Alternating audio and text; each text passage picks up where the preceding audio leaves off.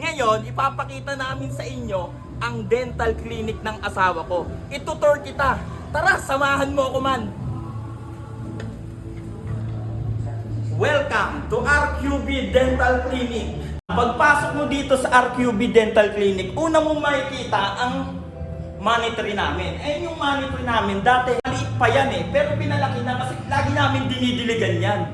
So tara dito guys, tara dito. Man, ngayon, may makikita ka dito. Parang ano din to Alam mo yung words of fun? Madami dito, hindi lang to tinotoken. Kasi may mga bata kami dito guys. Ayan mo. Parang duyan-duyan lang yan Walang token yan. Pero tara dito, ipapakita ko sa inyo yung pinaka-tour talaga namin. Ang aming dental chair. Ayan yung dental chair natin. Pakita mo, ma'am. Ma'am Ina, ipakita mo yan. Tara dito. Mamaya-mayang alas 12, magkakaroon na kami ng patient. Alam mo ba tawag dito? Pantingin yan sa ngipin. Gaganyan mo lang yan para yung patient ganahan. Eto. Akala mo pambunot to. Hindi to pambunot. Pantanggal to ng mga alikabok. Eto, nakikita mo ba to? Alikabok, matatanggalan ka dito. Kaya kung ako sa'yo, magpabook ka na sa RQB Dental Clinic. So, meron pang isa. Eto, alam mo to. Isinukat mo yan na ganyan. Diyan nagagana yung pagka-dancer mo. Kilala mo ba si Michael Jackson? Eto yun, Billie Jean is not my lover. It's not the girl. I am the one. Diba? Ayan yung gamit nito. Kapag sinusuot na to ng asawa ko, gumagana na siya. Mabubunutan ka na. Kahit ayaw mo pa magpabunot, bunot ka na. Tara dito, itutur ka namin dito sa aming storage. Ito yung storage namin. Umiilaw to kapag sinaksak mo na. Kapag tapos lang yung mga gamit namin, linisan dun sa may kitchen, dito na namin ilalagay. Para yung mga ginagamit namin sa customer namin, malinis, walang alikabok, walang dumi, lahat tanggal. Dito yun guys. Ayan ang storage namin. Ang ganda ng tunog, di ba? Di tapos na tayo sa sterilizer natin. Eto, habang nag-iintay ka, etong bike na to, pwede mo tong gamitin. Tatanggalin mo lang yan, guys. Kapag umusog ka ina. Kapag nag-iintay ka pa, tapos customer ka at may customer pa si Doc, pwede mo yung gamitin. Ganyan mo lang yan, Matutuwa na sa'yo ang mga customer. Malilibang ka pa. Hindi ka maiinip. Tanggal na ang oras mo sa paglilibang. Natuwa pa sa'yo si Doc. So tapos na nga tayo mag-tour dito sa bike, di ba? Pag customer ka. So dito naman, tara dito ina.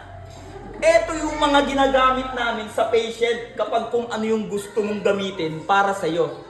May iba't iba kaming uri ng ngipin. Ito, alam nyo ba to?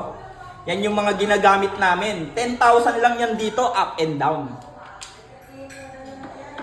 Pwede mo yung gamitin kapag Halloween na. Kunyari may ngipin ka, pwede mo tong gamitin. Diba? Pwedeng gamitin yan, mga brother. Ayan dito ka na sa RQB Dental Clinic. Yung ngipin mo, makikita mo na, pwede pang pan-design. Let's go! At eto nga yung isa sa mga magaganda namin ditong equipment. Tara dito guys! Eto yung powerful namin na equipment dito. Alam mo kung ba't to powerful? Eto ay isang telescope. Tignan mo guys. Pag tinignan mo na yan guys, abot yan kahit dun sa labas. X-ray to guys. Tingnan nyo, ang laki niyang telescope na yan guys. Kaya dyan lang, isa yan sa mga kailangan dito sa clinic. Bye-bye! Hoy man! Andiyan ka na pala. Ngayon itutur kita dito sa last one and only ng list namin. Ito yung kitchen namin. Pakita mo yung kitchen natin na.